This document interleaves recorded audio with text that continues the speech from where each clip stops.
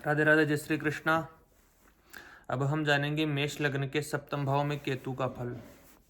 मेष लग्न हो और सप्तम भाव में केतु स्थित हो तो क्या परिणाम प्रदान करते हैं। तुला राशि रहेगी, जीवन साथी का भाव है, पार्टनरशिप का भाव है, व्यवसायिक भाव है, गुप्तांगों का भाव है।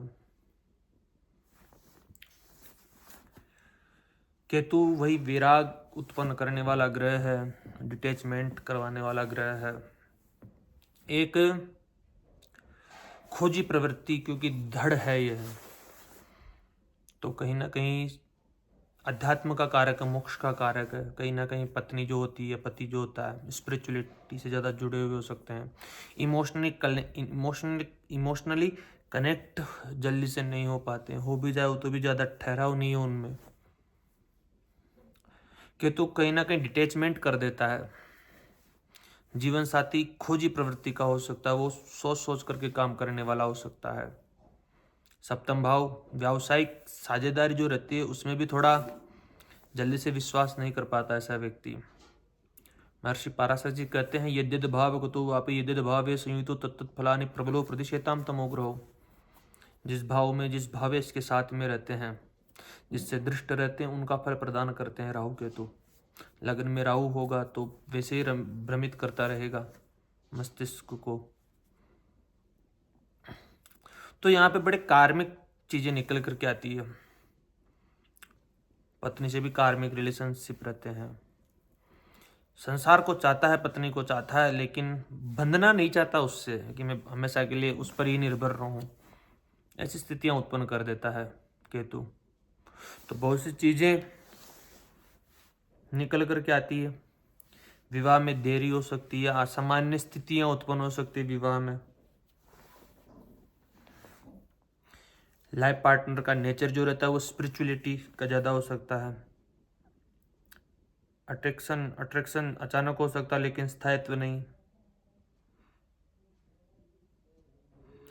मल्टीपल रिलेशनशिप से दूरी रहता है ऐसा व्यक्ति, नहीं चाहता है।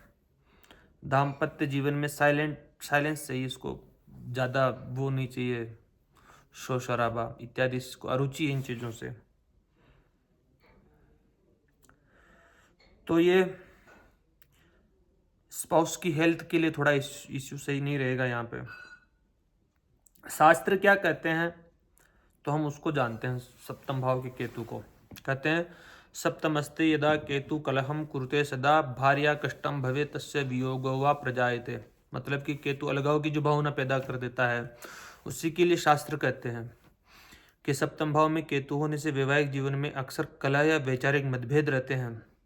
जातक को जीवन साथी के स्वास्थ्य को लेकर चिंता हो सकती है। यह किन्हीं कारणों से, जैसे काम की अधिकता या दूरी, जीवन साथी से वियोग की स्थिति बन सकती है, काम के सिलसिले से या फिर ऐसी भी। जीवन साथी का स्वभाव जो रहता है वह अंतर्मुखी होता है, आध्यात्मिक होता है। कहते हैं, विजातीय कलत्रंच लभते केतु संस्थित धार्मिक चतुर कांता विरागी च भवेत् सदा। सप्तम केतु वाला जातक अक्सर अपनी परंपराओं से हटकर विजातीय विवाह कर सकता है। जीवन साथी धार्मिक स्वभाव का, बुद्धिमान और चतुर होता है, लेकिन वह सांसारिक सुखों के प्रति थोड़ा उदासीन विरागी हो सकता है। व्यापार साथी के लिए कहते हैं, साझेदारी के लिए, बिजनेस पार्टनरशिप के लिए। सप्तमे केतुना जात व्यापारे चंचलस्तदा साझेदारी जो भी बाधा स्यात् स्वतंत्रम कुरुते शुभम। व्यापार करे तो स्वयं स्वतंत्र रूप से करे, ये तो इनके लिए सही है। यदि साझेदारी से करते हैं तो उसमें बाधा हो सकती है ना। केतु व्यापार में मन को चंचल रखता है। मेष लग्न में तुला राशि में रहेंगे तो तुलाधर गते केतु मान नाशं करोति च परंतु गुप्त शक्ति नाम लाभं च कुरुते ध्रुवम। कभी कभी सामाजिक मान प्रतिष्ठा में उतार चढ़ाव ला देता है। हालांकि जातक को गुप्त शक्तियों, कूटनीति और दूसरों के मन को पढ़ने की अद्भुत क्षमता प्रदान करता है। केतु की दृष्टि आपके लाभ भाव पर रहेगी, लग्न पर रहेगी, तृतीय भाव पर भी रहेगी। एकादश भाव पर दृष्टि होने के कारण आय के स्रोतों में अचानक उतार चढ़ाव देखने को मिलेंगे। तकनीकी कार्यों से लाभ हो सकता है। जातक के व्यक्तित्व में गहराई लाता है लग्न पर दृष्टि होने के कारण, लेकिन उसे थोड़ा आत्म केंद्रित या भ्रमित भी बना सकता है, क्योंकि राहु बैठा हुआ है वहां पे, इसलिए राहु भी स्थित होता है। इसलिए तृतीय भाव पर साहस और पराक्रम में वृद्धि करेगा, जिससे अपने कार्यों को सिद्ध कर पाता है। तो इसमें ये चीज़ें निकल के आती है कि देरी से विवाह हो सकता है, जीवन साथी के साथ इमोशनली दूरी रह सकती है, अकेले कार्य करने में अधिक सफलता, साझेदारी से बचना चाहिए ऐसे व्यक्ति को। जीवन साथी को मूत्र संबंधी रोग या पैरों में कष्ट संभव है, रहस्य को जानने वाला कूटनीतिज्ञ हो सकता है ऐसा व्यक्ति। ऐसे व्यक्ति को गणपति की आराधना करनी चाहिए। केतु का सप्तम भाव में बैठे रहना अगर सही फल नहीं दे रहा है तो आपको अवश्य ही गणपति की आराधना प्रारंभ कर देनी चाहिए। एक और चीज़ें मैं आपको कुछ बता देता हूँ। वायु संज्ञक राशि है, ऐसा जातक साहसी होता है और शेर से मुकाबला करने की शक्ति रखता है। ऐसे जातक के जितने बहन भाई होंगे उतनी ही संतानें होगी।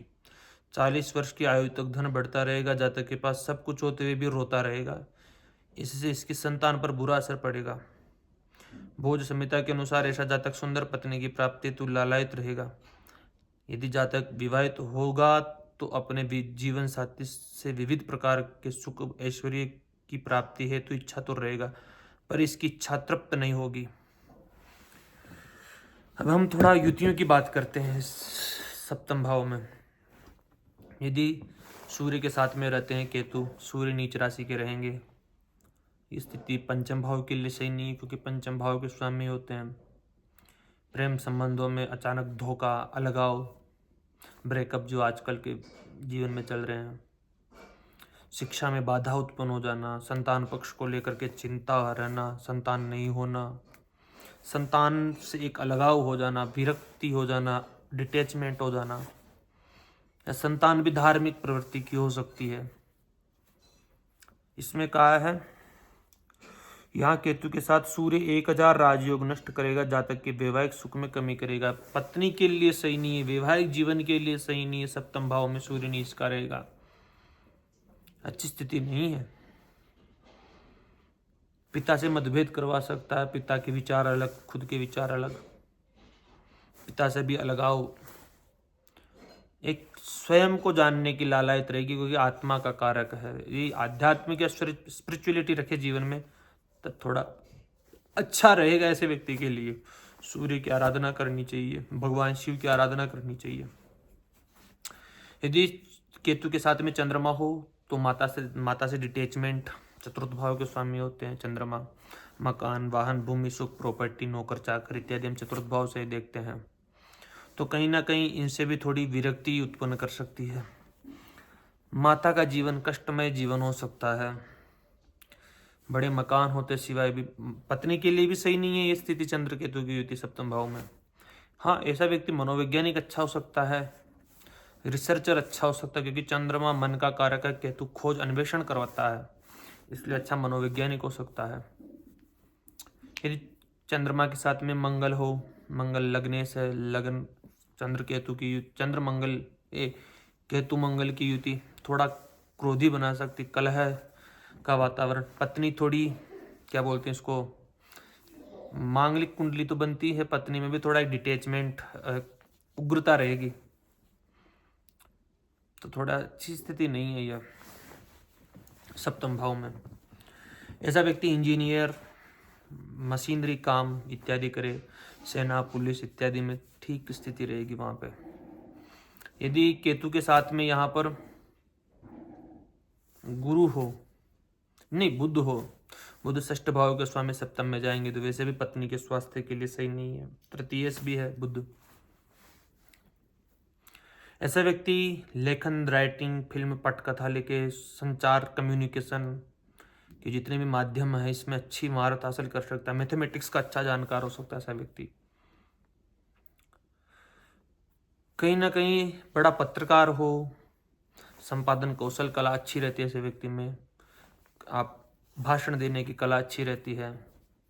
तो इस स्थिति सप्तम भाव में केतु और बुध की निकल के आती है। केतु के साथ में गुरु हो, गुरु केतु धर्म ध्वज नाम का योग निर्माण कर देती है, अच्छी स्थिति है। भाग्य इसका सप्तम भाव में बैठा रहना, पत्नी बहुत धार्मिक रहेगी, बहुत स्पिरिचुअलिटी रहेगी पत्नी में। गुरु केतु की युति को अच्छी मानी गई है, आशीर्वाद दे तो फलीभूत हो ऐसे व्यक्तियों का। अच्छी स्थिति है गुरु केतु की युति। क्या कहता है शास्त्र, आध्यात्मिक विद्या का जानकार जीवन साथी को वफादार बनाएगा। अच्छी स्थिति है गुरु केतु, बहुत अच्छी स्थिति है। भाग्योदय विवाह के बाद में हो। ये अच्छी स्थिति निकल कर के आएगी। यदि केतु के साथ में शुक्र हो, शुक्र स्वग्रही रहेंगे यहाँ पे। पंचमहापुरुष योग में से मालव्य योग, पत्नी सुंदर, पत्नी आध्यात्मिक प्रवृत्ति, लेकिन पत्नी से डिटैचमेंट जरूर करा सकते हैं कभी जीवन में।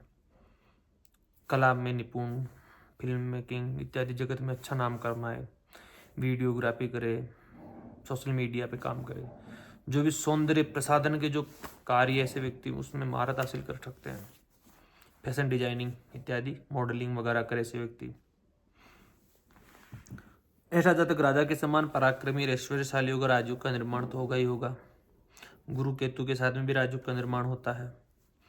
अब यदि केतु के साथ में शनि हो, शनि यहाँ पे उच्च के रहेंगे, शशि योग का निर्माण करते हैं। केतु के साथ में होने के कारण श्रापित और बाधित योग का भी निर्माण कर देते हैं। व्यापार व्यवसाय में थोड़ा उतार चढ़ाव देखने को मिल सकता है। दशम भाव के स्वामी होने के कारण लाभ भाव के भी स्वामी होते हैं, तो ऐसे व्यक्ति को उधार पैसा नहीं देना चाहिए। पैसे मार्केट में फंसने की संभावना ज़्यादा रहती है, तो ऐसी स्थितियाँ निकल करके आती है। तो अब हम जानेंगे अगले वीडियो में अष्टम भाव में केतु का फल। धन्यवाद।